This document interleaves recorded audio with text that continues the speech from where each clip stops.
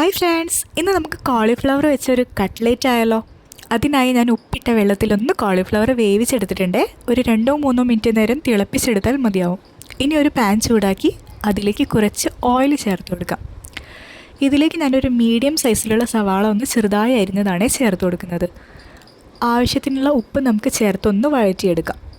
അതിലേക്ക് കുറച്ച് ഇഞ്ചി വെളുത്തുള്ളി ചതച്ചതും കൂടി ചേർത്ത് അതിന് പച്ചമണം മാറുന്നത് വരെ നമുക്കൊന്ന് വഴറ്റി പൊടികളായി മഞ്ഞൾപ്പൊടി, കാശ്മീരി മുളക് പൊടി, ചിക്കൻ മസാല, ഗരം മസാല ഇത്രയും ചേർത്ത് അതിൻ്റെ പച്ചമണം മാറുന്നത് വരെ വഴറ്റുക.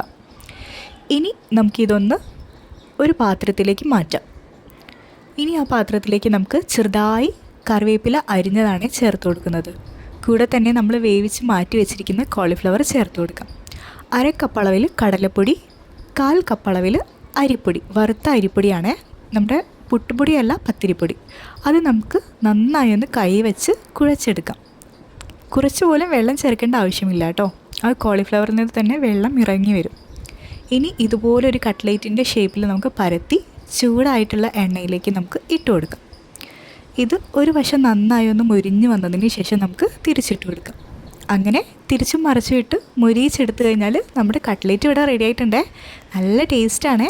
ഇതുവരെ ട്രൈ ചെയ്യാത്തവരൊന്ന് ട്രൈ ചെയ്ത് നോക്കിക്കോളൂ. അപ്പോൾ അടുത്ത വീഡിയോയിൽ വീണ്ടും കാണാം.